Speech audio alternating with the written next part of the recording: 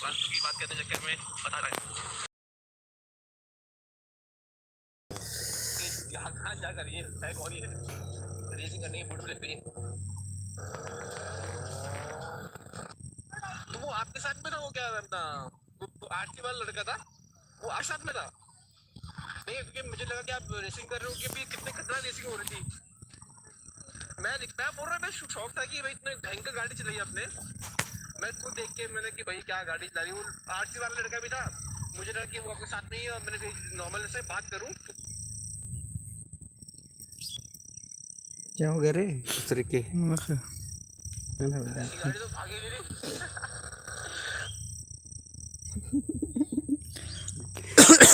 तुमको नहल चाची घर खा देता रे ना फसबे बट इसका पकड़ा है कि भाई न्यू नेट मन कहना अगर भाई इसकी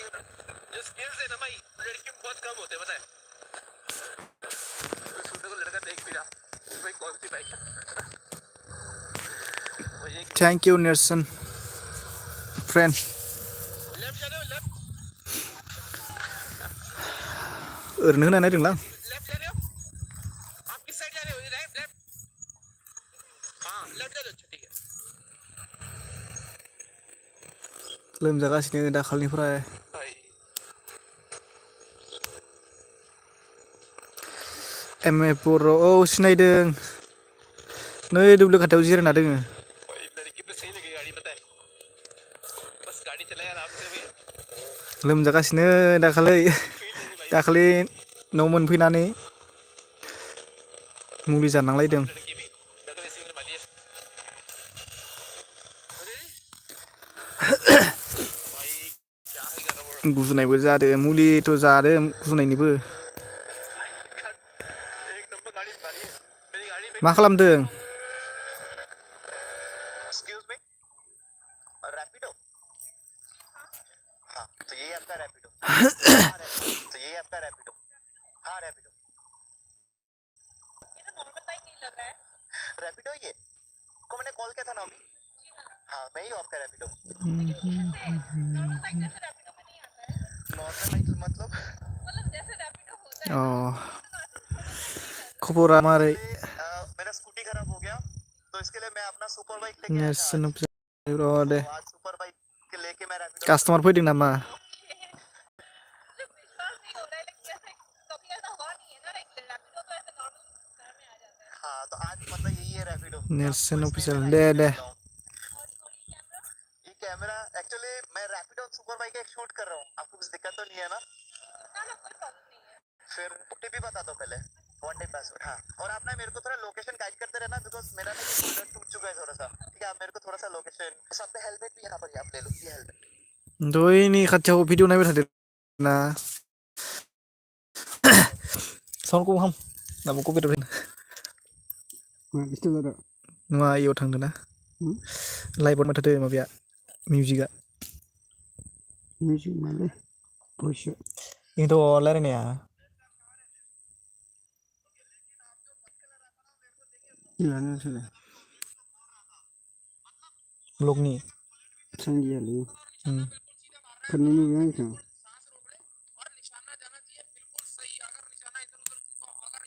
फैयाखै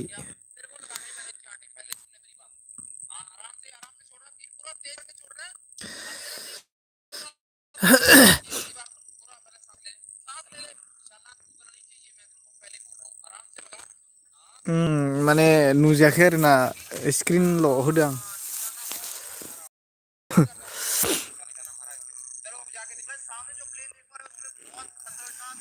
एम ए बर' लाइभ होनो रोङा नंगौ नामा आंबो रोङाखैमोन माने स्क्रिनानो थाखो आरो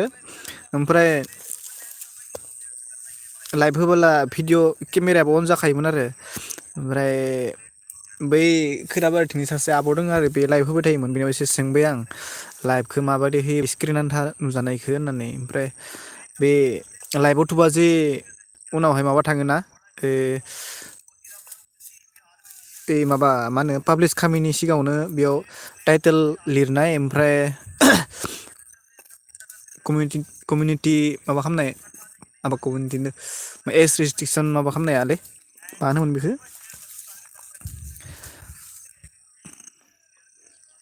एज सेलेक्ट खालामनाया बिनि बे खामनाय समावनो आरो ओमफ्राय गोजौआव फन मबाइल मोनसे माबा थायो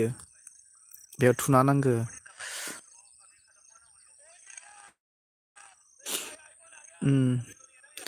र' नियाव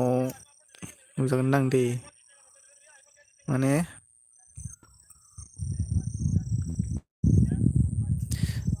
नै प्लासाव थुबाय आरोना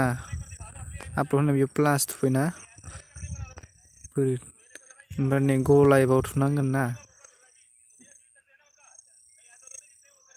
नै दा आंनिया माने दा होजानाय नङा।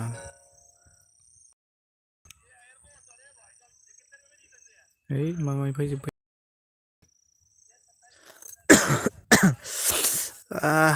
बिराद गुजुनाय जाथारखादो।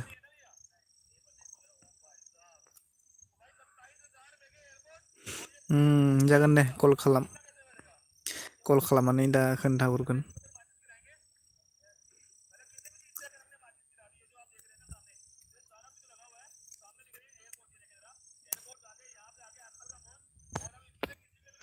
ओंखामबो जायाखै आं दिनै ओंखामखौनो उखैथाराखै लोमजानायनिफ्राय।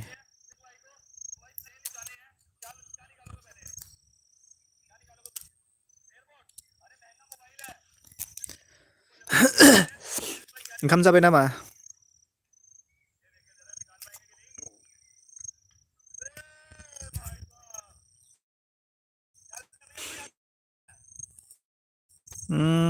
दे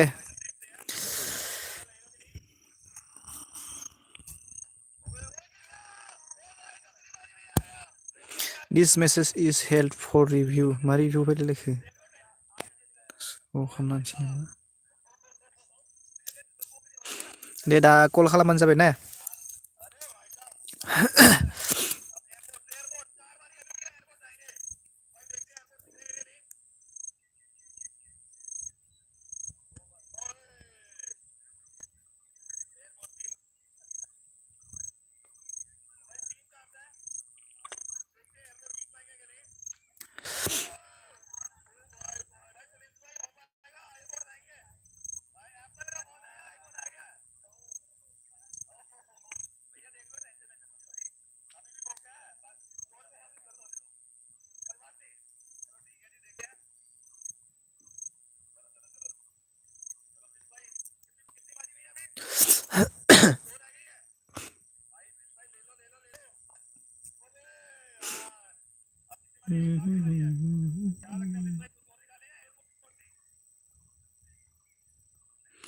सेयार खालामजायोना खालामजाया बेलाय फेसबुकआव होनि र'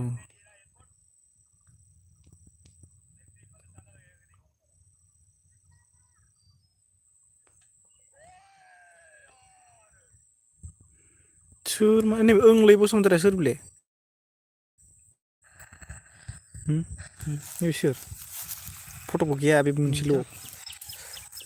सिनायखौनो मोना रिस खालामबाय आं दंखो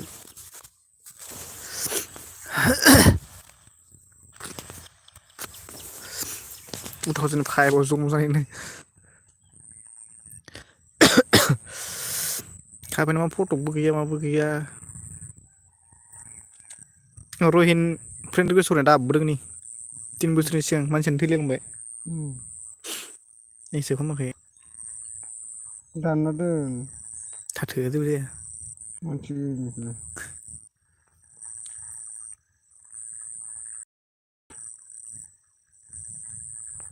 सिख्लाफोरा नै बा समायना समायना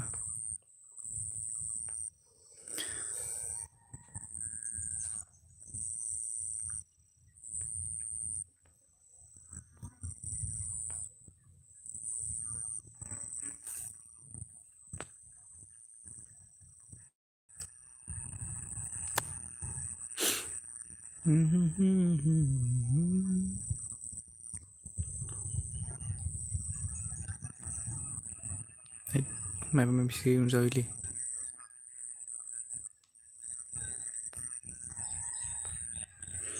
नै फट'आ 4 इयार्स जाबाय शेयार खालामनांगोन र'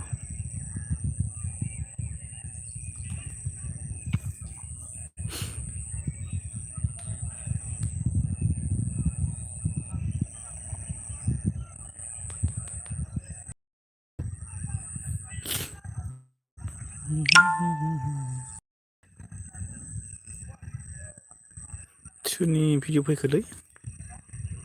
नै दरा गोदान सिनु मोसाहारिनि लाइभआव नै दरा गोदान कपिराइट फैगोन नामालै बिनियालाय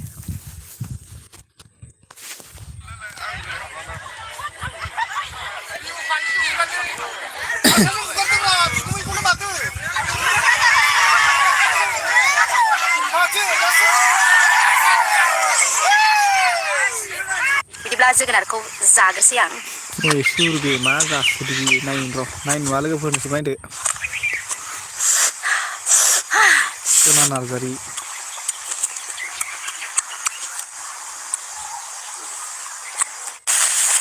जोगोनारखौ फल' खालामनोसै आं सना नार्जारि हेलौ खुलुमबाय बयनिसिमबो ओमफ्राय दिनै आं मोनसे गोदान भिडिअ लानानै फैलायबाय नोंसिनिसिम दिनै आंनि जानायाव दङ ओमफ्राय You ओंखाम are now गोजां following this page. अमा फ्राय औ जोगोनार मालाय फिथाइ अमा फ्राय थाइसे खमला पियाज ओमफ्राय बानलु बाथोन बानलु बाथोनखौ बानायनानै लाग्रोनोसै आं बेबायदिब्ला ओमफ्राय सामब्राम बिलाइ सामब्राम गुफुर ओमफ्राय नेक्स्टआव दङ बानलु कपिराइट फैगोन नायबाय नामालै थादो बेबायदिब्ला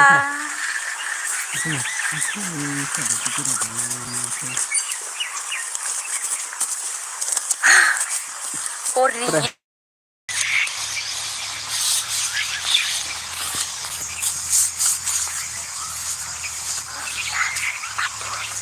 बानलु ये तो आईपैड ये आदमी इतना पैसा क्यों डाल रहा है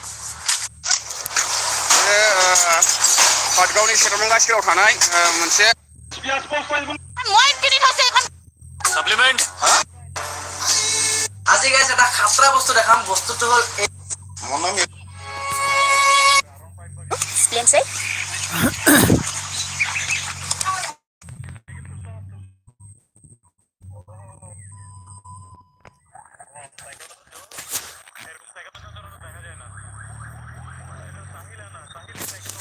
Ludo games download खालामनोसै ना बारबा लाइभ होबाय थानोसै आं गेमखौनो मोजां ने लुदु गेमखौ लाइभ होबाय थाबा मा जागोन